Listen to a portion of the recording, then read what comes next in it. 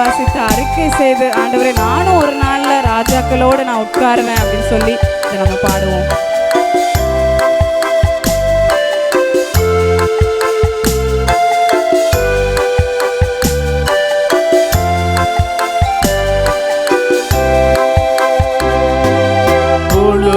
புழுதியிலிருந்து தூக்கி விடுவார், குப்பையிலிருந்து உயர்த்திடுவார். புழுதியிலிருந்து தூக்கி விடுவார், குப்பையிலிருந்து உயர்த்திடுவார். பிரபுக்களோடும் ராஜாக்களோடும் உட்கார செய்பவர் உனக்கு உண்டு. பிரபுக்களோடும் ராஜாக்களோடும் உட்கார செய்பவர் உனக்கு உண்டு. இஸ்ரவேலே கர்த்தரை நம்பு, கர்த்தரை நம்பு, கர்த்தரை நம்பு. இஸ்ரவேலே அவரும் துணையும் கேடகமானவர், அவரும் துணையும் கேடகமானவர். அவர் நம்மை விட்டு விலகாத தேவன், என்றைக்கும் நம்மை கைவிடாத தேவன். மனுஷங்க நம்மளை மறந்துடுவாங்க, கைவிட்டுருவாங்க, அவங்க சொன்ன வார்த்தையை கூட அவங்க மறந்து போயிடுவாங்க. ஆனால் ஆண்டவர் நம்மளை விட்டு அவர் என்றைக்குமே விலகாதவர். அதை நம்ம சேர்ந்து அறிக்கையிட்டு, ஆண்டவரே நான் உங்களை நேசிக்கிறேன், நீங்கள் என்னோடு இருக்கீங்க அப்படின்னு சொல்லி சேர்ந்து பாடலாமா?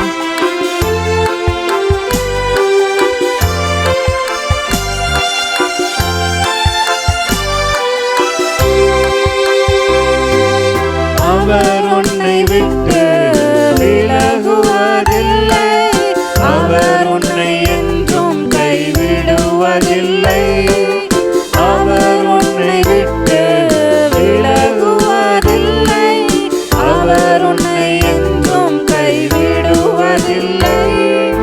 உள்ளம் கையில் வரைந்தவர், அவர் உன்னை என்றும் மறப்பதுமில்லை. உள்ளம் கையில் வரைந்தவர், அவர் உன்னை என்றும் மறப்பதுமில்லை. இஸ்ரவேலே கர்த்தரை நம்பு, கர்த்தரை நம்பு, கர்த்தரை நம்பு. இஸ்ரவேலே அவரும் துணையும் கேடகமானவர், அவரும் துணையும் கேடகமானவர்.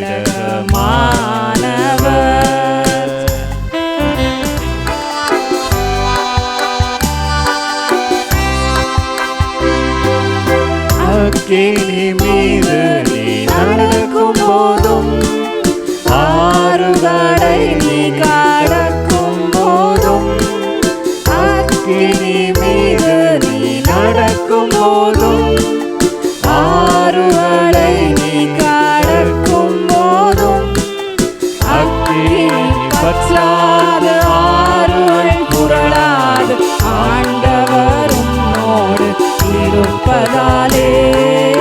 அக்கினி பற்றாத ஆறுகள் புரளாது ஆண்டவர்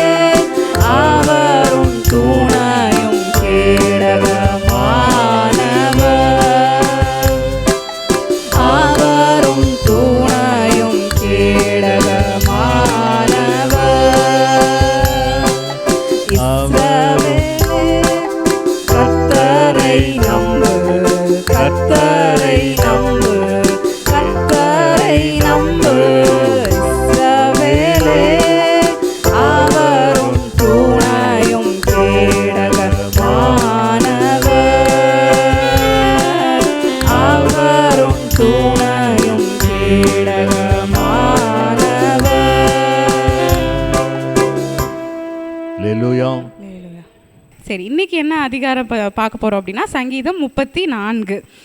நம்ம வாசிச்சோல்ல, மாறி மாறி வாசித்தா அந்த 34வது சங்கீதத்தை தான் நம்ம பார்க்க போகிறோம்.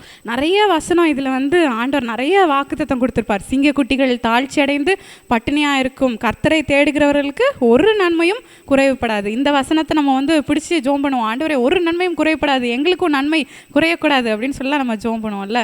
ஆனால் இதில் ஒரு பயங்கரமான ஒரு விஷயம் அடங்கி இருக்குது. அதை ஆண்டவர் எனக்கு காட்டும் போது எனக்கு ரொம்ப ஆச்சரியமாக இருந்துச்சு. எப்படி அழகாக ஆண்டவர் நமக்கு கற்றுக் கொடுக்குறாருல, என் கூட சேர்ந்து நீங்களும் அதை படித்து கொள்ளுங்கள். சங்கீதம் 34 4வது வசனத்தை வாசிக்கலாமா? நான் கர்த்தரை தேடினேன், அவர் எனக்கு செவி கொடுத்து என்னுடைய எல்லா பயத்துக்கும் என்னை நீங்களாக்கி விட்டார். பயம் ஒரு மனுஷனுக்கு எப்போ வரும்? ஏதாவது தப்பு பண்ணால் பயம் வரும்ல. தப்பு பண்ணால் பயமாக இருக்கும். ஐயோ இதை எப்படி நம்ம க்ராஸ் பண்ணி வரப்போகிறோன்னு இருக்கும்.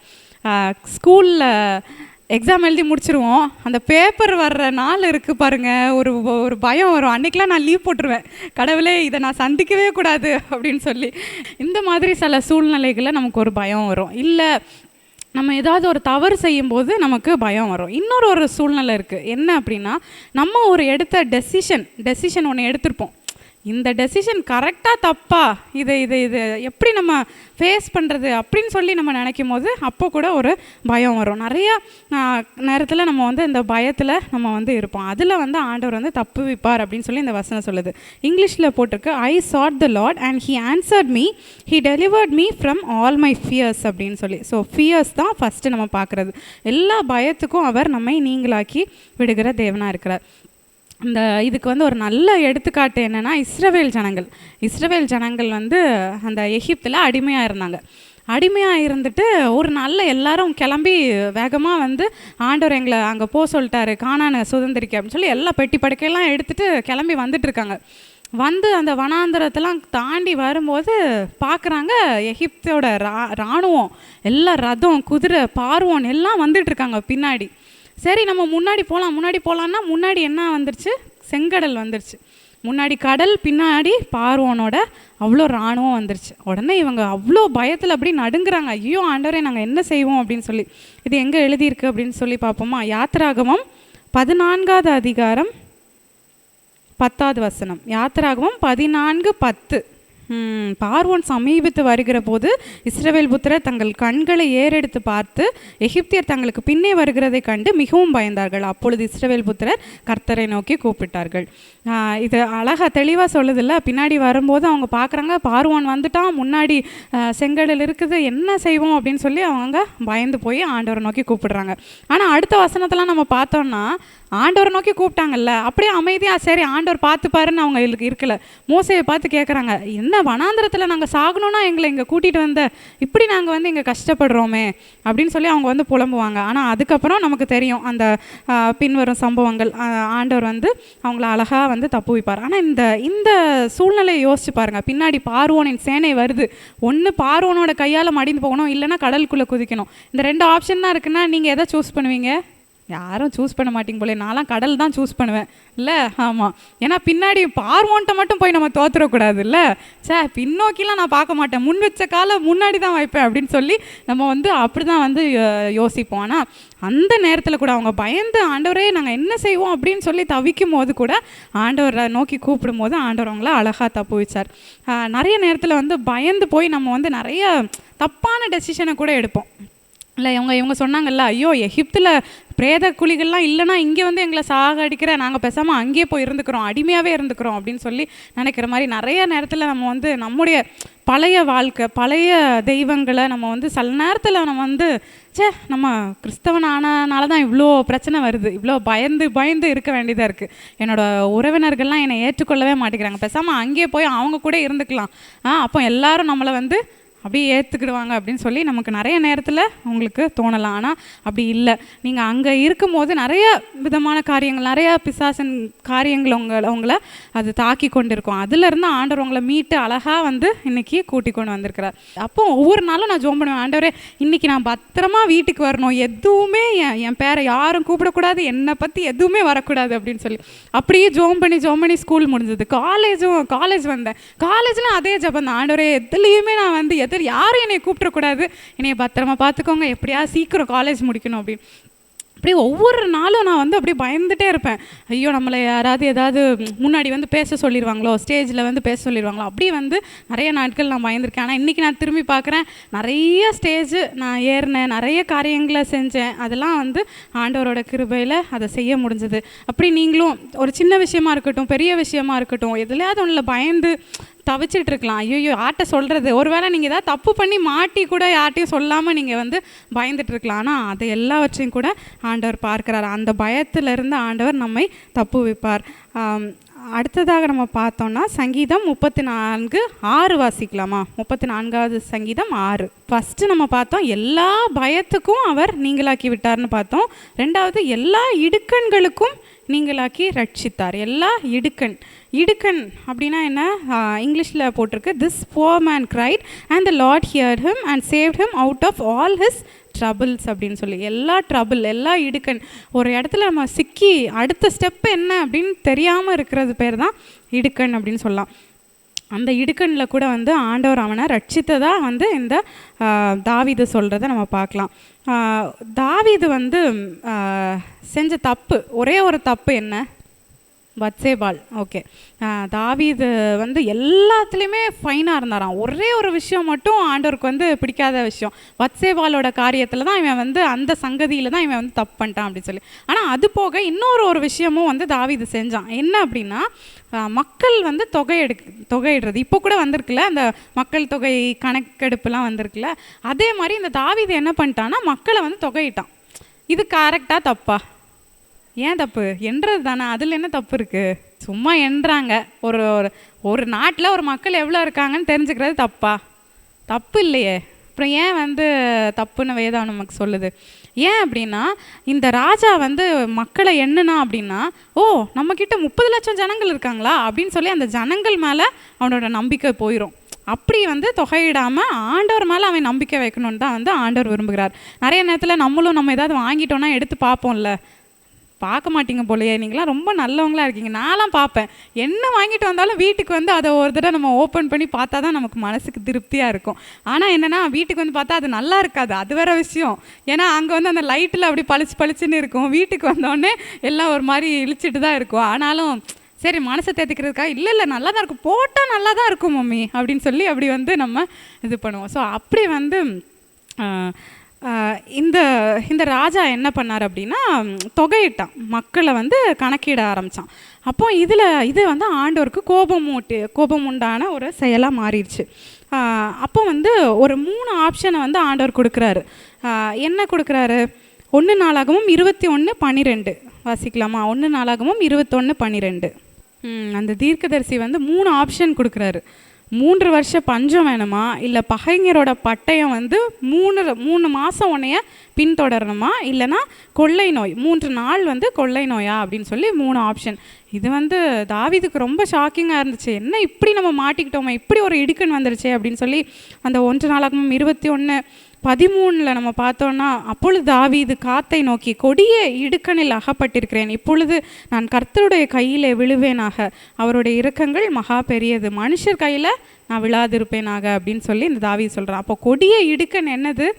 இப்படி வந்து 3 ஆப்ஷன் இருக்குது. இந்த டி ஆப்ஷன் இருக்குல்ல, நன் ஆஃப் தீஸ்ன்னு ஒரு ஆப்ஷன் இருக்கும்ல எக்ஸாம் பேப்பரில், அந்த ஆப்ஷன் இல்லை தாவீதுக்கு. 3 ஆப்ஷன் தான் இருக்குது. 3ல் ஏதாவது ஒன்று தெரிந்து கொள்ளுன்னு சொன்னாங்க. அதான் ஐயோ நான் கொடிய இடுக்கணில் இருக்கேன், நான் எதை தெரிந்து கொள்வேன், என்ன செய்வேன் அப்படின்னு சொல்லி இந்த தாவீது சொல்கிறத நம்ம பார்க்கலாம். ஆனாலும் மனுஷன் கையில் நான் விழமாட்டேன், கர்த்தரோட கையில் நான் விழுந்துக்கிறேன் அப்படின்னு சொல்லி இந்த தாவீது வந்து அந்த கொள்ளை நோயை சூஸ் பண்ணி, அந்த கொள்ளை நோயால் 75,000 மக்கள் வந்து அந்த கொள்ளை நோயில் இறந்து போனாங்க. ஸோ இந்த மாதிரி நிறைய இடுக்கண்கள் நமக்கும் வரும். நம்ம அங்கே எங்கே அசைய முடியாதபடி நம்ம வந்து ஒரு பாயிண்டில் ஸ்டக் ஆயிடுவோம். என்ன செய்கிறது, முன்னாடி போக முடியல, பின்னாடி வர முடியல, நம்ம அப்படி மாட்டிக்கிட்டோமே.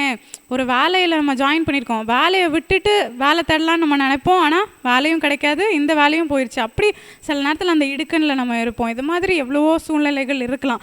ஆனால் அதில் கூட நம்ம வசனத்தில் பார்க்குறபடி இந்த ஏழை கூப்பிட்டான், கர்த்தர் கேட்டு அவன் இடுக்கண்களுக்கெல்லாம் நீங்களாக்கி ரட்சித்தார் அப்படின்னு சொல்லி நம்ம சொல்லணும். அப்படி ஆண்டவர் நமக்கு செய்வார். சங்கீதம் 25:17 வாசிக்கலாமா? சங்கீதம் 25:17. என் இருதயத்தின் வியாகுலங்கள் பெருகி இருக்கிறது, என் இடுக்கண்களுக்கு என்னை நீங்களாக்கிவிடும். இடுக்கண் இருக்கனால என்ன வந்துருச்சா, இருதயத்தில் வியாகுலம் வந்துருச்சு. இருதயத்தின் வியாகுலம் வந்து யார்ட்டையும் சொல்ல முடியாது, அவ்வளோ வந்து இருதயத்தில் ஒரு நெருக்கம் இருக்கும். நிறைய கஷ்டம் வந்து நம்ம யார்ட்டையுமே சொல்லாமல் வச்சுருப்போம்ல, அதுதான் நம்மளோட டீப்பஸ்ட் சீக்ரெட்டாக இருக்கும், டீப்பஸ்டான ஒரு ஃபியராக இருக்கும். நம்ம அதுக்கு தான் பயந்துட்டு இருப்போம். அந்த அந்த விஷயம் கூட, அந்த இடுக்கணிலிருந்து கூட ஆண்டவர் நம்மை ரட்சிக்கிற தேவனாக இருக்கிறார். இந்த சங்கீதம் 34 நம்ம பார்க்குறோம்ல, அதில் அந்த அந்த ஒரு பிராக்கெட் இருக்குது பாருங்களேன். அந்த பிராக்கெட்டில் என்ன எழுதியிருக்குன்னு வாசிங்க. ஒருத்தன் வந்து தாவீதை துரத்தி விட்டுருக்கான், துரத்தி அவன் ஓடி வந்துக்கிட்டு இருக்கான். அப்போ இந்த சங்கீதத்தை பாடியிருக்கான். ஆனாலும் பாருங்களேன், அந்த வசனத்தில் என்ன சொல்லியிருக்கான், இந்த ஏழை கூப்பிட்டான், கர்த்தர் கேட்டு அவன் இடுக்கண்களுக்கெல்லாம் நீங்களாக்கி ரட்சித்தார் அப்படின்னு சொல்லி ஒரு பாஸ்டன்ஸில் சொல்கிறத நம்ம பார்க்கலாம்ல. இவனே துரத்தப்பட்டு ஓடி வந்துக்கிட்டு இருக்கான், அப்போ கூட வந்து இந்த வசனத்தை அவன் சொல்கிறான். நம்மளும் அது மாதிரி எங்கேயாவது ஒரு இடத்துல ஸ்டக்காகி ஓடி வந்துட்டு இருக்கலாம், ஒரு இடுக்கணில் நீங்கள் இருக்கலாம். ஆனால் இந்த வசனத்தை சொல்லுங்கள், இந்த ஏழை கூப்பிட்டான், கர்த்தர் கேட்டு அவன் இடுக்கண்களுக்கெல்லாம் நீங்களாக்கி ரட்சித்தார் அப்படின்னு சொல்லும் போதே வந்து நமக்கு ஒரு புதிய நம்பிக்கை, புதிய ஒரு விசுவாசம் நமக்கு வரும். அடுத்தது நம்ம பார்ப்போமா, 3வது காரியம், சங்கீதம் 34 அதே அதிகாரம் 17வது வசனம் வாசிக்கலாமா? ஃபஸ்ட்டு நம்ம என்ன பார்த்தோம், எல்லா பயத்துக்கும் நீங்களாக்கி விடுகிறார் பார்த்தோம். 2வது எல்லா இடுக்கண்களுக்கும் நீங்களாக்கி விடுகிறார். 3வது எல்லா உபத்திரவங்கள் அப்படின்னு சொல்லி போட்டிருக்கு. உபத்திரவமும் வந்து இங்கிலீஷில் ட்ரபிள்ஸ் அப்படின்னு தான் போட்டிருக்கு. ஆனால் உபத்திரவம் வந்து லைக் ரொம்ப, அதாவது கஷ்டத்திலே எக்ஸ்ட்ரீமான ஒரு கஷ்டம் அப்படின்னு சொல்லலாம். உபத்திரவத்தின் குகையில் நான் உன்னை தெரிந்து கொண்டேன் அப்படின்னு சொல்லி வசனம் சொல்லுதில்ல, அதுதான் அந்த உபத்திரவம். வந்து சொல்லி முடியாத துக்கம், ரொம்ப வந்து நம்மளால் இதுக்கு மேலே ஒரு எக்ஸ்டென்ட்டுக்கு மேலே நம்மளால் அதை சகிக்கவே முடியல அப்படின்னு சொல்லுகிற அதுதான் வந்து உபத்திரவம். இந்த ஜனங்கள், இஸ்ரவேல் ஜனங்கள் வந்து எங்களுக்கு காடை வேணும், எங்களுக்கு மண்ணா வேணும் அப்படி இப்படின்னு சொல்லிக்கிட்டு இருந்தாங்க. ஆனால் இந்த ஜனங்கள்லாம் ஒரு காலத்தில் எகிப்தில் கடந்து அழுதுகிட்டு இருந்தாங்க. ஆண்டவரே எங்களுக்கு உபத்திரவமாக இருக்குது, எங்களுக்கு கஷ்டமாக இருக்குது அப்படின்னு சொல்லி அழுத ஜனங்கள் தான் வந்து அவங்க. யாத்திராகமம் 3:7 வாசிக்கலாமா? யாத்திராகமம் 3:7.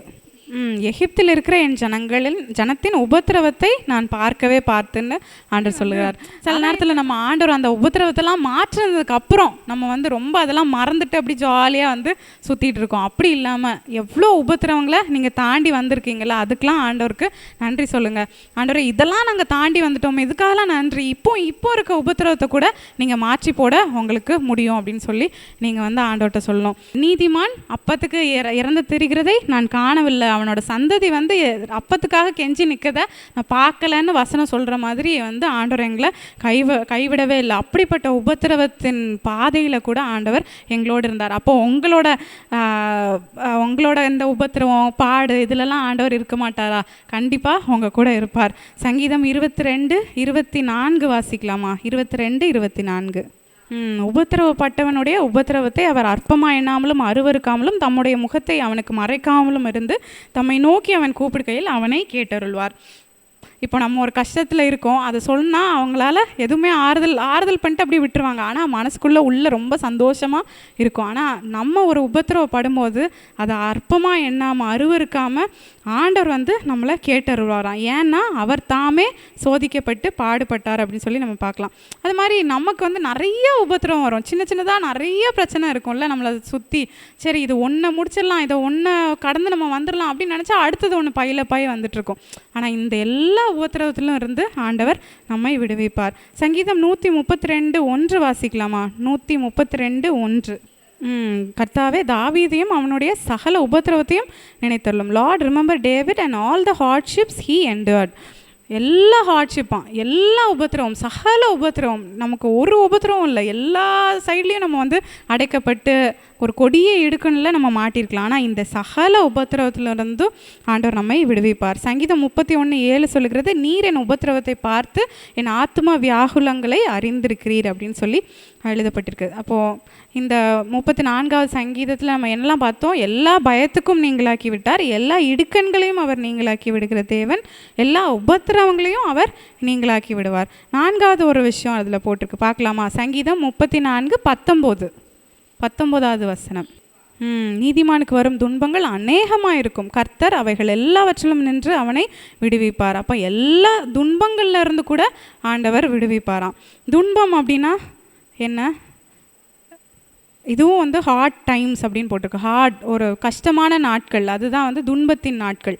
அந்த துன்பத்தில் கூட ஆண்டவர் வந்து நம்மை உயிர்ப்பிக்கிற தேவனாக இருக்கிறார். துன்பப்படுத்துகிறவர்கள்னே ஒரு கூட்டம் இருக்குது இல்லை? நம்ம வந்து வேலை ஸ்தலத்தில் வந்து கஷ்டப்படுத்துறதுக்குனே ஒரு ஹெட்டு ஒருத்தங்க இருப்பாங்க, மேனேஜர் இருப்பாங்க. துன்பப்படுத்துகிற அந்த மக்கள்ல இருந்து கூட ஆண்டவர் நம்மை தப்புவிக்கிற தேவனாக இருக்கிறார். அந்த புதுசாக நான் இந்த கம்பெனிக்கு மாறின உடனே ஒரு டீம் லீடர் ஒருத்தர் இருந்தார். அவர் வந்து என்னை போட்டு ரொம்ப கஷ்டப்படுத்துவார். அதாவது எப்போவுமே ஆன்லைனில் இருக்கணும், எப்போவுமே அவர் கூட காலில் இருந்துக்கிட்டே இருக்கணும், ஸ்க்ரீன் ஷேர் பண்ணிக்கிட்டே இருக்கணும், நான் என்ன பண்ணுறேன்னு அவர் பார்த்துட்டே இருப்பார். அப்படி வந்து ஒரே வந்து எப்போவுமே என்னைய நோட் பண்ணிட்டே இருக்க மாதிரி இருந்துச்சு. புதுசாக வேறு நம்ம அந்த கம்பெனியில் ஜாயின் பண்ணனால ஒன்றுமே பண்ண முடியல. இல்லை எனக்கு இது கஷ்டமாக இருக்குன்னு என்னால் சொல்லக்கூட முடியல. அப்படி வந்து ஒரு பயங்கரமான நெருக்கம். ஆனால் பெரிய கடவுளோட கிருபை, அடுத்த நாள்லேருந்து அப்படியே அவன் மாறிட்டான். வருவான், வேலை என்னன்னு கேட்பான், இது நான் செஞ்சிட்ருக்கேன், சரி நீ செய், அப்படி அவ்வளோதான். அப்படி வந்து ஒரே நாளில் ஆண்டவர் அந்த சூழ்நிலையை தலைகீழ ஆண்டவர் மாற்றினார். எதுவுமே அவன் அதுக்கப்புறம் கேட்கல. அவனுக்கு அது ஒரு மாதிரி கஷ்டமாயிடுச்சு போல், ஏன் இந்த பொண்ணை இப்படி நீ கஷ்டப்படுத்தின அப்படின்னு கேட்டோன்னே அதுலேருந்து அப்படி ஒரு மாற்றம். வருவான், எல்லாம் எனக்கு சொல்லி கொடுப்பான், இதுதான் அப்படின்னு சொல்லி நான் எல்லாம் செஞ்சதுக்கப்புறம் அவன்கிட்ட போய் சொல்லுவேன், அவ்வளோதான் அன்றைக்கி வேலை எனக்கு முடிஞ்சது. அப்படி வந்து எல்லாவற்றையும் ஆண்டவர் லகுவாய் மாற்றினார். இதுக்கு முன்னாடி வரைக்கும் நான் என்னென்னா பஸ்ஸில் ஆஃபீஸ்க்கு போவேன், அப்படியே போயிட்டு இருக்கும்போது ஆன்லைனில் தான் இருப்பேன். நீ வந்து ஆஃபீஸை விட்டு கிளம்பாத, நான் சொல்கிற வேலையெல்லாம் முடிச்சுட்டு தான் கிளம்பணும் அப்படின்னோடனே நான் வந்து அப்படியே பயந்து போய் லேப்டாப்பை எடுத்துகிட்டே பஸ் ஏறுவேன். எனக்காக எல்லா டிக்கெட்லாம் என் கூட இருக்க ஃப்ரெண்ட்ஸ் வாங்குவாங்க. அப்புறம் பஸ்லேயும் அவன் கூட கால்லே இருப்பேன். இறங்கி பஸ் ஸ்டாப்பில் அந்த திண்டில் வச்சு வேலை செஞ்சுட்டே இருப்பேன். திரும்ப பஸ் ஸ்டாப்லேருந்து என்னை ஒருத்தங்க கூட்டு கொண்டு வந்து வீட்டில் விடணும். அப்படி வந்து பயங்கரமான ஒரு நெருக்கம். அதை தாண்டி வரும்போது ரொம்ப இதுவாக இருந்துச்சு. என்ன ஆண்டவரை என்னை எப்படி கஷ்டப்படுத்துகிறானே, துன்பப்படுத்துகிறவர்கள் நம்மளை வந்து நெருக்கி நம்மளை இது பண்ணும்போது ஆண்டவர் நமக்கு நல்ல விடுதலையே கொடுக்கிறவராக இருக்கிறார். சங்கீதம் 35:3 சொல்லுகிறது, என்னை துன்பப்படுத்துகிறவர்களோடு எதிர்த்து நின்று ஈட்டியை ஓங்கி அவர்களை மறித்து நான் உன் ரட்சிப்பு என்று என் ஆத்மாவுக்கு சொல்லும். அப்போது துன்பப்படுத்துகிறதுக்குனே கொஞ்சம் மக்கள் இருப்பாங்க, அது அவங்கள இருந்து கூட ஆண்டவர் நம்மை தப்பிக்கிற தேவனாக இருக்கிறார். சங்கீதம் 138:7 சொல்லுது, நான் துன்பத்தின் நடுவில் நடந்தாலும் நீர் என்னை உயிர்ப்பிப்பீர், என் சத்துருக்களின் கோபத்துக்கு விரோதமாய் உமது கையை நீட்டுவீர். அப்படி ஒரு உலக பிரகாரமான அப்பா அம்மாவே அப்படி வந்து இருக்கும்போது நம்மளை ஒரு மனுஷன் துன்பப்படுத்தினாலோ காயப்படுத்தினாலோ நம்ம ஆண்டவர் சும்மா விடுவாரா? விடமாட்டார்ல. கண்டிப்பாக வந்து அவங்க அதை அனுபவிப்பாங்க. ஆனால் அதை வந்து நம்ம ஆண்டவர்கிட்ட சொல்லணும், ஆண்டவரே அது என்னை இப்படிலாம் சொல்லிட்டாங்க பாருங்கள் அப்படின்னு சொல்லி நம்ம கம்ப்ளைண்ட் பண்ணிட்டு விட்டுறணும். அதுக்கப்புறம் நம்முடைய சத்துருக்களுக்கு நேரிடுவதை நம்ம கண்கள் காணும்படி செய்வார் சொல்லி, அது மாதிரி நீங்களும் ஏதோ ஒரு மனுஷனுக்கோ உங்கள் மேலே அதிகாரியாக இருக்கலாம், யாருக்கோ ஒருத்தங்களுக்கு பயந்து அவங்க நம்மளை இப்படி சொல்லிட்டாங்களே நீங்கள் நினைக்கலாம். ஆனால் உங்கள் தகப்பனாகிய தேவன் உங்களை பார்த்து கொண்டு இருக்கிறார். அவர் உங்களுக்கு நன்மையானவைகளை செய்வார். அந்த துன்பப்படுத்துகிறவர்கள் எல்லாரையும் உங்களை விட்டு அவங்க தூரமாக அவங்க போகிறத நீங்கள் பார்ப்பீங்க. சமீபமாக ஒரு நாள் வேலையில் ரொம்ப ப்ரெஷரு. இந்த வேலையில் ப்ரெஷர்னாலே நமக்கு அந்த நாள் ஃபுல்லாக ரொம்ப அப்செட் ஆகிடும் பாருங்கள். எதுவுமே செய்ய முடியாது, சாப்பாடு உள்ளே இறங்காது, படுத்தா தூக்கம் வராது, அப்படி ஒரு மாதிரியாக இருக்கும்ல. அப்போது நான் வந்து ஜோம் பண்ணிகிட்ருக்கேன், என்ன ஆண்டவரே இப்படி என்னைய ரொம்ப எல்லாரும் டார்ச்சர் பண்ணுறாங்க அப்படின்னு சொல்லி ப்ரேயர் பண்ணிவிட்டு அப்படி யோசிச்சுட்டு இருக்கும்போது திரும்ப ஒருத்தங்க என்னைய கஷ்டப்படுத்துகிற மாதிரி ஒன்று சொன்னாங்க. சரி, அன்றைக்கி ஏற்கனவே அந்த நாள்லேயே சரியில்லை ஆண்டவரே, இந்த நாள் வந்து ரொம்ப கஷ்டமாக போகுது அப்படின்னு சொல்லிட்டு நான் ஜோம் பண்ணிகிட்டு இருந்தேன். ரொம்ப மேலும் மேலும் நம்மளை போட்டு அடின்னு அடிச்சிட்டு இருக்காங்களே, சரி எல்லாம் நான் வந்து ஜோம் பண்ணி நான் வந்து சொல்லிகிட்டே இருப்பேன், எல்லாமே அப்டேட் பண்ணுவேன். ஏசப்பா இப்படி பண்ணுறாங்க அப்படி பண்ணுறாங்க எல்லாரையும் வந்து போட்டு கொடுத்துட்டே இருப்பேனா. அப்போ அந்த மாதிரி நான் இப்படி பண்ணுறாங்க ஆண்டவரே எனக்கு முடியல அப்படின்னு சொல்லி நான் வந்து ஏற்கனவே அந்த வேலையில் உள்ள இதனால் நான் சொல்லிகிட்டு இருந்தேன். அப்படி பண்ணும்போது நைட்டு ஒருத்தங்களை வந்து நான் கொஞ்சம் தூரம் நடந்து போய் ட்ரெயின் ஏற்றி விட போகிறேன். ஒரு ஆன்ட்டியை வந்து ட்ரெயின் ஏற்றி விட போகணும். அப்படி வந்து நான் போயிட்டுருந்தேன். போகும்போது மழை வந்துருச்சு. சரி, அப்போ அந்த ஆன்ட்டி வந்து நைட்டு 12 மணி அந்த ஆன்ட்டி சொல்கிறாங்க, அம்மா நீ திரும்ப தனியாக வரணும், நீ போ, நான் போய்க்கிறேன் அப்படின்னா. ஆனால் அந்த ஆன்ட்டிக்கு ட்ரெயின் ஏற தெரியாது, அவங்களுக்கு ஒன்றுமே தெரியாது. அதனால் சரி பாவம் இன்னசென்ட் அவங்க அப்படின்னு சொல்லிட்டு, இல்லை ஆன்ட்டி நான் வந்து உங்களை விட்டுட்டு வரேன் அப்படின்னு சொல்லிட்டு நான் அவங்க பேகை எடுத்துகிட்டு அவங்கள போய் விட போகிறேன். மழை பெய்யுது, அந்த ஆன்ட்டியை கொண்டு போய் விடணுன்னு யோசிச்சுட்டு மைண்டில் வேறு நிறைய ஒரே கஷ்டங்கள் யோசிச்சுட்டே அப்படி போயிட்டுருந்தேன். இந்த விஷயத்தில் என் ஸ்லிப்பர் வேறு பிஞ்சிட்டு, இந்த நைட்டு 12 மணிக்கு ஒரு செருப்பு பிஞ்சா என்ன வருத்தமாக இருக்கும் பாருங்கள். ஆண்டவரே, அப்போ தான் இந்த வசனத்தை நினச்சேன், நீதிமானுக்கு வரும் துன்பங்கள் அநேகமாக இருக்கும், கர்த்தர் அவைகள் எல்லாவற்றிலேருந்து விடுவிப்பார் அப்படின்னு சொல்லிட்டு எனக்கு சிரிப்பு வந்துருச்சு. நைட்டு 12 மணிக்கு அங்கே நின்று அந்த ஆண்டியை பார்த்து சிரிச்சிட்டு இருக்கேன். ஆண்டி, ஸ்லிப்பர் பிஞ்சிருச்சு, என்ன பண்ணுறது அப்படின்னு சொல்லி எனக்கு ரொம்ப சிரிப்பாக வந்துருச்சு அன்னைக்கு. இப்படி அடி மேலே அடி வாங்கிட்டு இருக்கோமே அப்படின்னு சொல்லி அதுக்கப்புறம் அந்த ஸ்லிப்பர் வச்சே அவங்களெல்லாம் கொண்டு போய் விட்டு நான் வந்துட்டேன், பத்திரமா சேர்ந்துட்டேன். அப்படி அந்த நாளை நான் இப்போ நினச்சி பார்க்குறேன், எப்படி அந்த எல்லா அந்த ஒரு அந்த ப்ரெஷர், அந்த டென்ஷனை நம்ம தாங்கிட்டு இருந்தோம் அப்படின்னா அதுக்கு உண்மையாகவே கடவுள் என் கூட இருக்கனால தான். நான் திரும்பி பார்க்குறேன், ஆண்டவர் ஒவ்வொரு நாளும் என் கூட இல்லாவிட்டால் என்றைக்கோ என்னோட துக்கத்தில் நான் அமிழ்ந்து போயிருப்பேன் அப்படின்னு சொல்லலாம். நீங்களும் உங்களோட வாழ்க்கையில் டெய்லி இந்த ஸ்தோத்திர பலி இருக்குல்ல, அதை உங்களோட வாழ்க்கையிலே நீங்கள் எழுதி பாருங்கள். இன்றைக்கி எனக்கு இந்த நன்மையை நீங்கள் செஞ்சுருக்கீங்களே ஆண்டவரே, உமக்கு ஸ்தோத்திரம் அப்படின்னு எழுதுங்க. ஒவ்வொரு நாளும் அதே நீங்கள் ஸ்தோத்திரம்னு எழுதி நீங்கள் கொண்டு வாங்கலாம். எவ்வளோ நன்மையை ஆண்டவர் செய்திருப்பார் உங்களுக்காக. இன்னும் நிறைய சாட்சி சொல்லிகிட்டே போகலாம். ஒவ்வொரு நாளும் ஆண்டவர் எனக்கு நன்மை செய்து கொண்டு வருகிறார். சென்னையில் எனக்கு பஸ்ஸே ஏற தெரியாது, பஸ்லேயே போக தெரியாது. இங்கேயே பஸ்ஸில் நான் போனதே கிடையாது. யாராவது என்னை கொண்டு போய் விட்டுருவாங்க. அப்படியே வளர்ந்துட்டேன்னா சென்னையில் போய் பஸ் ஏறணுங்கும் போது நமக்கு நம்பர் பார்க்கணும், இந்த கூட்டம் வேறு. எப்பா, இந்த கூட்டத்தில் நம்ம ஒன்றுமே பண்ண முடியாது. அப்படி நான் பயப்படுவேன். பஸ் ஏறணுனாலே கொஞ்சம் நேரம் எனக்கு அப்படியே ஒரு மாதிரி ஆயிரும். அப்படி தான் இருந்துச்சு. ஆனால் ஒவ்வொரு நாள் நான் ஜோம் பண்ணுவேன், ஆண்டவரே பஸ்ஸில் கூட்டமே இருக்கக்கூடாது, ஏசி பஸ்ஸாக வரணும், எனக்கு நல்ல சீட் இருக்கணும் அப்படின்னு சொல்லி நான் ஜோம் பண்ணிட்டு போவேன் பாருங்கள். அதை கரெக்டாக ஆண்டவர் எனக்கு நிறைவேற்றி கொடுப்பார். நான் என்ன ஜோம் பண்ணணும் அதை கரெக்டாக. இந்த முந்தா நேற்று நான் எக்மூரில் போய் ட்ரெயின் ஏறணும். ட்ரெயின் ஏறுறதுக்கு எனக்கு பஸ் நம்பர் எனக்கு அதெல்லாம் தெரியாது. எக்மூர்லாம் எங்கே இருக்குன்னே எனக்கு தெரியாதுல்ல. நான் ஒரு ரூட் வச்சுருந்தேன். சரி, இந்த பஸ்ஸில் ஏறி மெட்ரோவில் இறங்கி அப்படிலாம் போகலான்னு நினச்சி வச்சுருந்தேன். இப்போ தற்செயலாக ஒரு பஸ் வந்துச்சு. எக்மூர்னே போட்டிருக்கு, அதை நான் பார்க்கவே இல்லை. ஏறிட்டேன். ஏறி இந்த மெட்ரோ ஸ்டேஷனில் நிற்குமா அண்ணன் அப்படின்னு கேட்டேன். நிற்கும் அப்படின்னாங்க. சரின்னு ஏறி உட்காந்தாச்சு குஜாலா. அப்புறம் உட்காந்து யோசிச்சுட்டே இருந்தேன், இந்த பஸ் எங்கே போகுதுன்னே பார்க்கலையே அப்படின்னு சொல்லிட்டு பஸ்ஸில் உள்ள நம்பர் பார்த்து நெட்டில் அடித்து பார்த்தேன். இந்த பஸ் எங்கே போகுது அப்படின்னு பார்த்தா பஸ்ஸே எக்மூருக்கு தான் போகுது. அப்பாடா, நல்ல வேலை, கரெக்டாக ஆண்டவர் நம்மளை இந்த பஸ்ஸில் ஏற்றிருக்காரு அப்படின்னு சொல்லி நான் நல்ல வேலை மெட்ரோவில் வரல. ஏன்னா இந்த பஸ் 3 மணி நேரமாக ட்ராவல் பண்ணி வந்துச்சு, அவ்வளோ டிராஃபிக்னால. அப்படி தான் ஒரு சின்ன விஷயம் எனக்கே தெரியாது. ஏதோ ஒரு பஸ்ஸில் ஏறுவேன், கரெக்டான ஸ்டாப்பிங்காக இருக்கும், கரெக்டான அந்த டெஸ்டினேஷனாக இருக்கும். அப்படிலாம் ஆண்டவர் அவ்வளோ அழகாக ஒவ்வொரு நாளும் எனக்கு சாட்சி தான். சும்மா ஒரு பஸ்ஸில் ஏறி ஒரு நாள் அதே மாதிரி ஒரு தப்பான பஸ்ஸில் ஏறிட்டேன். உடனே ஐயோ அந்த பஸ்ஸு கோயம்பேடு போகாதுமா அப்படிங்கிறாங்க. ஏன்னா ஃப்ரீ பஸ் பார்த்தீங்களா, எங்கேனாலும் நம்ம ஏறிக்கலாம். அதனால் நான் ஏறிட்டேன். கோயம்பேடு போகாதா, எங்கே போகும் அப்படின்னேன். உடனே ஏதோ ஒரு நகர் என்னமோ சொன்னாங்க. ஐயோ அதெல்லாம் எங்கே இருக்குன்னே தெரியாதே அப்படின்னு சொல்லிட்டு ஜோம் பண்ணிவிட்டு ஒரு இடம் வந்துச்சு. எனக்கே தெரியும் இது கிண்டி பக்கத்தில் ஏதோ ஒரு இடம், இங்கேருந்து நம்ம ஏதாவது பிடிச்சி ஏதாவது கேப் ஏதாவது போட்டுக்கலாம் அப்படின்னு சொல்லி சும்மா அவங்க கோயம்பேடு போகாதுன்னொடனே டக்குன்னு ஒரு ஸ்டாப்பில் இறங்கிட்டேன். அப்படியே இருந்த ஸ்டாப்பில் அப்படி அடுத்த ஸ்டாப்பில் நின்னோடனே இறங்கிட்டு என்ன ஆண்டவரே, நான் எப்படி போகிறேன், என்ன செய்கிறது, எனக்கு மெட்ரோவில் மட்டும்தான் போக தெரியும், எனக்கு பஸ்ஸில் போக தெரியாது ஏசப்பா அப்படின்னு சொல்லிட்டு இப்படி தற்செயலாக இப்படி நிமிர்ந்து மேலே பார்க்குறேன். மெட்ரோ ஸ்டேஷன் இங்கே எப்படி போகுது அந்த பாலம். உடனே ஆஹா இங்கே தான் போகுது, அப்போ இங்கே தான் எங்கேயோ இருக்குது அப்படின்னு சொல்லிட்டு அப்படியே அந்த பாலத்தை இது பண்ணால் கரெக்டாக எந்த இடத்துல பஸ் ஸ்டாண்டும் மெட்ரோ ஸ்டேஷனும் ஒன்றா வருதோ, ஏன்னா எப்போவுமே அது ஒன்றா வராது, கரெக்டாக எந்த இடத்துல ஒன்றா வருதோ அங்கே நான் இறங்கியிருக்கேன். அவ்வளோ ஆண்டவர் ஒவ்வொரு நாளும் அந்த எல்லா உபத்திரம், எல்லா துன்பம், எல்லா இடுக்கண்லையும் ஆண்டவர் என்ன நீங்களாக்கி விடுவித்தார். இந்த தாவீதை பார்க்கலாம், நம்ம சொன்ன மாதிரி அந்த பிராக்கெட்டில் போட்டிருக்கு, அவனே துரத்தப்பட்டு ஓடி வந்துக்கிட்டு இருக்கான். ஆனால் அதில் அவன் சொல்கிறான், இந்த ஏழை கூப்பிட்டான், என்னோட இடுக்கனுக்கு ஆண்டவர் நீங்களாக்கி விடுவித்தார் அப்படின்னு சொல்லி.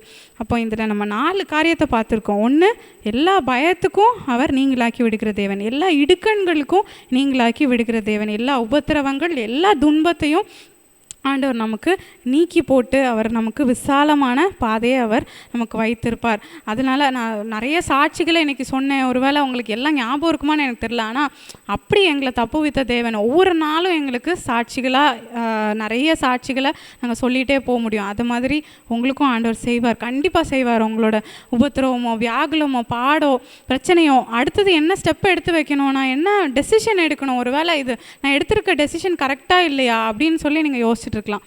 அது எல்லாவற்றிலும் ஆண்டவர் உங்களுக்கு நல்ல ஞானத்தை கொடுப்பார். அவர் உங்களுக்கு எல்லா காரியத்திலையும் எல்லா பயத்தையும் அவர் நீங்களாக்கி விடுகிற தேவனாக இருக்கிறார். நம்ம எல்லாம் அதை நினைத்து அவருக்கு நன்றி சொல்லி நம்ம ஜெபிக்கலாமா? அவர் நம்மை காண்கிற தேவனாக இருக்கார். உங்களோட பயங்கள், கவலைகள், இடுக்கண்கள், துன்பங்கள் எல்லாவற்றையும் அவர் பார்த்திருக்கிறார். அவரை நோக்கி நம்ம கூப்பிடுவோமா? அன்பு தகப்பனே, அப்பா ஆண்டவரே, நாங்கள் கேட்ட இந்த வார்த்தைக்காக உமக்கு ஸ்தோத்திரம் அப்பா.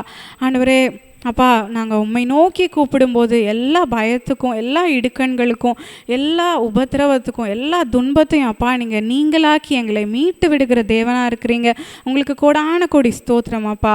ஸ்தோத்திரம் தகப்பனே அப்பா. நன்றி ராஜா. அப்பா, தாவீதையும் அவனுடைய சகல உபத்திரவத்தையும் நினைத்தருளும் என்று சொல்லியிருக்கிறது அப்பா. நாங்கள் துன்பத்தில் நடுவில் நடந்தாலும் நீர் எங்களை உயிர்ப்பிக்கிற தேவனாக இருக்கிறீரே அப்பா. ஒவ்வொரு நாளும் அப்பா எவ்வளவு சாட்சிகளை நாங்கள் சொல்ல முடியும் அப்பா. எங்களோடு நீங்கள் பயணிக்கிற தேவனாக இருக்கிறீங்க. நன்றி ராஜா. அப்பா, எங்களோட உபத்திரவத்தை நீங்கள் பார்த்து அப்பா நாங்கள் கஷ்டத்தில் இருக்கிறத நீங்கள் அறிந்திருக்கிற தேவனாக இருக்கிறீங்க அப்பா. சீக்கிரத்தில் நல்ல ஒரு விடுதலையை கொடுங்க. எல்லாவற்றிலும் அப்பா எங்களுக்கு ஒரு விடுதலையை கொடுத்து நீங்களாக்கி அப்பா எங்களை தப்புவித்து ரட்சித்து கொள்ளும்படிக்காக நாங்கள் ஜெபிக்கிறோம் சுவாமி. அப்பா, இப்பொழுது ஆண்டவரை யாரெல்லாம் அப்பா ஏதோ ஒரு தவறை செய்து நான் எப்படி இதிலிருந்து வெளியே வருவேன்னு அவங்க கலங்கி கொண்டிருக்கலாம். கடவுள் என்னை மன்னிப்பாரா, மனுஷங்க என்னை மன்னிப்பாங்களா, நான் இதிலிருந்து எப்படி நான் தப்புவித்து கொள்ள முடியும் அப்படின்னு சொல்லி யோசித்து கொண்டிருக்கலாம். அப்பா, அவங்களுக்கு நீங்கள் இறக்கம் செய்யுங்க ஆண்டவரே. அப்பா, உண்மையே அவங்க நம்பி இருக்கிறபடினால் பூரண சமாதானத்துடன் அவங்கள காத்து கொள்ளும்படிக்காக நாங்கள் ஜெபிக்கிறோம் சுவாமி. அப்பா, அப்படி ஆண்டவரே அவங்களோட தேவைகள் ஒவ்வொன்றையும் சந்திங்க அப்பா. சரீரத்தில் சுகவீனத்தோடு இருக்கிற ஒவ்வொருவருக்காக நாங்கள் ஜெபிக்கிறோம் அப்பா. ஆண்டவரே, வலி வேதனைகளை நீக்கி போடுங்க சுவாமி. அப்பா, உங்களால் முடியும் ஆண்டவரே. அப்பா, குணமாக்குதலின் அப்பா உங்கள் தழும்புகள் அப்பா எங்களை குணமாக்கும்படிக்காக நாங்கள் ஜெபிக்கிறோம் சுவாமி. அப்பா, கண்களில் நல்ல ஒளியை கொடுங்க, எலும்புகளில் நல்ல புஷ்டியை கொடுங்க ஆண்டவரே. அப்பா ஆண்டவரே, அவங்க என்று நடந்து குதித்து அப்பா உம்முடைய நாமத்தை துதிக்க ஸ்தோத்தரிக்க அப்பா நீங்கள் கிருபை செய்யுங்க ஆண்டவரே. அப்பா, உங்கள் கரத்தில் அப்பா எங்களை தருகிறோம். எங்கள் சரீரத்தில் இருக்கிற எல்லா பலகீனங்களையும் நீக்கி போட்டு அப்பா ஆண்டவரே, நீங்கள் ஆண்டவரே எங்களுக்காக அப்பா எல்லாவற்றையும் செய்து முடிங்க ஆண்டவரே. அப்பா, அப்படியே ஆண்டவரே எங்கள் உலக பிரகாரமான தேவைகளுக்காக நாங்கள் ஜெபிக்கிறோம். கடன் பிரச்சனையில் சிக்கி இருக்கிறவங்களுக்காக ஜெபிக்கிறோம் அப்பா. அந்த கடன் எல்லாவற்றையும் அடைத்து தீர்றதுக்கு நல்ல திராணியை கொடுங்க ஆண்டவரே. கொடுங்க ராஜா. அப்பா ஆண்டவரே, சீக்கிரமாக அந்த கடனெல்லாம் அடைத்து முடிக்கிறதுக்கு பலன் கொடுங்க. ஐஸ்வர்யத்தை சம்பாதிக்கிற பலனை கொடுக்கும்படிக்காக நாங்கள் ஜெபிக்கிறோம் அப்பா. ஆண்டவரே, நாங்கள் சம்பாதிக்கிற அப்பா காசு ஒன்றும் வீணாய் போகாத படிக்கு அப்பா, அது பொத்தலான பைகளில் போடப்படாத படிக்கு அப்பா நீங்கள் வேலை எடுத்து கொள்ளுங்க ஆண்டவரே. பிசாசு திருடாத படிக்கு காத்து கொள்ளுங்க கர்த்தாவே. அப்பா, அதை நாங்கள் நன்மையான காரியங்களுக்கு பிரயோஜனமாய் பயன்படுத்த உதவி செய்யுங்க ராஜா. அப்படியே ஆண்டவரே, எங்கள் சிறு பிள்ளைகளுக்காக, வாலிப பிள்ளைகளுக்காக நாங்கள் ஜெபிக்கிறோம் அப்பா. நல்ல சுகம், பலன், ஆரோக்கியத்தை கொடுங்க. படிப்பில் நல்ல ஞானத்தை கொடுங்க ஆண்டவரே. அப்பா, எங்கள் பிள்ளைகள் எல்லாவற்றிலும் முதன்மையாய் வர்றதுக்கு உதவி செய்யுங்க ராஜா. அப்பா, அவங்க படிக்கிற படிப்பில் அப்பா நல்ல ஞானம் விளங்கட்டும் என்று நாங்கள் ஜெபிக்கிறோம் சுவாமி. அப்பா ஆண்டவரே, படிக்கிறவைகள் எல்லாம் நினைவில் தங்குறதுக்கு உதவி செய்யுங்க அப்பா. வாலிபத்துக்குரிய கண்ணிகள் இச்சைகளுக்கு நீங்களாக்கி தப்புவித்து கொள்ளும்படிக்காக நாங்கள் ஜெபிக்கிறோம் அப்பா. ஆண்டவரே, அப்படியே அப்பா யாரெல்லாம் அப்பா வேலைக்காக காத்திருக்கிறாங்களோ, எழுதுகிற எக்ஸாம்ஸில் அப்பா நீங்கள் உயர்ந்த வெற்றியை கொடுங்க ஆண்டவரே. அப்பா, எங்களோட முயற்சி சிறியதாக இருக்கலாம் ஆண்டவரே. காரிய சித்தி அப்பா உங்களிடத்திலிருந்து வருமே ஆண்டவரே. அப்பா, காரிய சித்தி கர்த்தரால் வரும் என்று எழுதப்பட்டிருக்கிறது. ஜெயமோ கர்த்தரால் வரும் என்று எழுதப்பட்டிருக்கிறது. நீங்கள் ஜெயத்தை கொடுங்க ஆண்டவரே. எல்லார் கண்களில் தயவையும் இரக்கத்தையும் கொடுங்க அப்பா. அப்பா, அவங்க வேண்டிக் கொள்கிறதுக்கும் விரும்புகிறதுக்கும் அதிகமாக அப்பா அவங்களுக்கு செய்யுங்க ஆண்டவரே. அப்பா, எல்லா இன்டர்வியூஸ் எல்லாம் கிளியர் ஆகிறதுக்கு உதவி செய்யுங்க கர்த்தாவே. அப்பா, அப்படியே ஆண்டவரே, திருமணத்துக்காக காத்திருக்கிறாங்கன்னா அப்பா அவங்களுக்கு நல்ல ஏற்ற துணையை கொடுங்க அப்பா. அவங்க வாஞ்சிக்கிறதுக்கும் அவங்க எழுதி வைத்திருக்கிறதுக்கும் மேலாக அப்பா அவங்களுக்கு கொடுங்க ஆண்டவரே. அப்பா ஆண்டவரே, அவங்க சந்தோஷமாக அப்பா அந்த வாழ்க்கைக்குள்ளே அவங்க செல்ல அப்பா நீங்கள் கிருபை செய்யுங்க அப்பா. உங்கள் சித்தத்துக்கு அப்பா நாங்கள் எங்களை ஒப்பு கொடுக்குறோம் சுவாமி. அப்பா, குழந்தை இல்லாதவங்களை நாங்கள் நினைக்கிறோம் அப்பா. நீங்கள் அப்பா நினைத்தருளுங்க அப்பா. ஏற்ற நேரத்தில் குழந்தைகளை பெற்றுக்கொள்ள நீங்கள் அனுகிரகம் பண்ணும்படிக்காக நாங்கள் ஜெபிக்கிறோம் சுவாமி. அப்படியே ஆண்டவரே, ஒவ்வொருவரையும் அப்பா நீங்கள் பொறுப்பெடுத்து வழி நடத்துங்க ஆண்டவரே. ஆண்டவரே அவங்களோட தேவைகள் எதுவாக இருக்கலாம், சிறியதோ பெரியதோ அப்பா நாங்கள் அறியோம் ஆண்டவரே. ஆனால் ஆண்டவரே நீர் சகலத்தையும் அறிந்திருக்கிற தேவன் அப்பா, உள்ளந்திரியங்களையும் சோதித்து அறிகிற தேவன் நீர் ஆண்டவரே. இருதயத்தின் நினைவுகளை அறிந்திருக்கிற தேவன் நீங்கள் ஆண்டவரே. அப்பா அவங்களோட எல்லா காரியங்களை பொறுப்பெடுத்துக் கொள்ளுங்க. பலகீனங்களை மாற்றி போடுங்க ஆண்டவரே, பலகீனங்களை மாற்றுங்க அப்பா ஆண்டவரே. புது பலன், புதிய உற்சாகம், புதிய நம்பிக்கை, புதிய விசுவாசத்தை அப்பா அவங்களுக்கு கொடுங்க ஆண்டவரே. அப்பா விசுவாசத்தில் குறைந்து போய் சோர்ந்து போய் ஆண்டவர் எனக்கு செய்வாரா மாட்டாரா, எவ்வளவு தாமதமாக ஆகி கொண்டிருக்கிறது, நான் ஆண்டவர் மேலே இருக்கிற நம்பிக்கையை இழந்து போயிட்டேன்னு அப்பா அவங்க சொல்லி கொண்டிருக்கலாம். அப்பா இன்றைக்கு மனம் இறங்குங்க அப்பா. அப்பா எங்கள் விசுவாசத்தை வர்த்திக்க செய்யுங்க ஆண்டவரே, வர்த்திக்க செய்யுங்க ராஜா. அப்பா கையிட்டு செய்கிற காரியங்கள் அப்பா தொழில்கள் எல்லாவற்றையும் ஆசீர்வதிங்க ஆண்டவரே, வர்த்திக்க செய்யுங்க அப்பா. இன்னும் ஆண்டவரே எல்லைகளை விரிவாக்குங்க ஆண்டவரே, பெருக பண்ணுங்க ஆண்டவரே. அப்பா அப்படியே நீங்கள் செய்கிற தயவுக்காக நன்றி அப்பா. எங்கள் ஊழியத்துக்காக கூட ஜெபிக்கிறோம் அப்பா. இந்த ஊழியத்தில் ஒரு நாளாவது வந்தவங்க கூட ரட்சிக்கப்படணும் ஆண்டவரே. எங்கள் குடும்பத்தில் இருக்கிற ஒவ்வொருவரும் ரட்சிக்கப்படணும் ஆண்டவரே. அப்பா ஒரு நாள் கிறிஸ்தவர்களா அப்பா, இந்த சபைக்கு வரும்போது மட்டும் நாங்கள் கிறிஸ்தவர்களாக இருக்கக்கூடாது, மற்ற நேரத்திலும் அப்பா கிறிஸ்துவை பிரதிபலிக்கிறவர்களாக எங்களை மாற்றுங்க ஆண்டவரே. எந்த நேரத்திலும் அப்பா உங்கள் சுபாவத்தை நாங்கள் தரித்து கொள்ளுகிறவர்களாக எங்களை மாற்றுங்க ஆண்டவரே. அப்பா அப்படியே நீங்கள் செய்ய போகிற தயவுக்காக நன்றி அப்பா. ஆவிக்குரிய சகல ஆசீர்வாதத்தையும் எங்களுக்கு தாங்க அப்பா. தரிசனங்களையும் சொப்பனங்களையும் கொடுங்க, எங்களோடு பேசுங்க, எங்களோடு ரகசியங்களை பேசுங்க ராஜா. எங்கள் சந்ததி அப்பா உண்மை சேவிக்கிற சந்ததியாக இருக்கணும் ஆண்டவரே. அப்பா எங்கள் குடும்பத்தில் ஒருவராது அப்பா கெட்டு போகக்கூடாது. எங்கள் நண்பர்கள் உறவினர்கள் எல்லாரும் அப்பா உண்மை அறிந்து கொள்ளணும் ஆண்டவரே. அப்பா அதற்கு எங்களை கருவியாய் பயன்படுத்துங்க. நாங்கள் பேசும்போதே அப்பா ஆத்துமாக்கள் ரட்சிக்கப்படும்படிக்காய் ஜெபிக்கிறோம் அப்பா ஆண்டவரே. எங்கள் வார்த்தைகள் சாரம் உள்ளதாய் அப்பா, பிரயோஜனம் உள்ளதாய், ஆத்துமாக்களை உயிர்ப்பிக்கிறதா இருக்கணும் ஆண்டவரே. ஒருவரையும் நாங்கள் கடிந்து கொள்ளாத படிக்கு, ஒருவர் மேலும் கசப்பு கொள்ளாத படிக்கு அப்பா நீங்கள் அப்பா எங்களை காத்து கொள்ளும்படிக்காக நாங்கள் ஜெபிக்கிறோம். எங்களை பார்க்குறவங்க உங்களை பார்க்கணும் ஆண்டவரே. கிறிஸ்துவின் சிந்தையை நாங்கள் தரித்து கொள்ள உதவி செய்யுங்க கர்த்தாவே.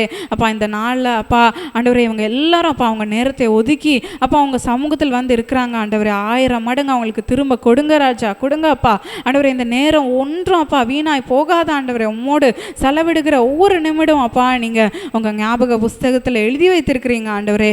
அப்பா ஆண்டவரே அவங்கள சாட்சியாய் நிறுத்துங்க அப்பா. என்னென்ன காரியங்களுக்காக அவங்க ஜெபிக்கிறாங்களோ அந்த ப்ரேயர் பாயிண்ட்ஸ் எல்லாம் ஆண்டவரே ஒரு நாள் சாட்சியின் காரியங்களாக மாற்றுங்க ஆண்டவரே. இதே இடத்துல அவங்க சாட்சியாய் நிற்க உதவி செய்யுங்க கர்த்தாவே.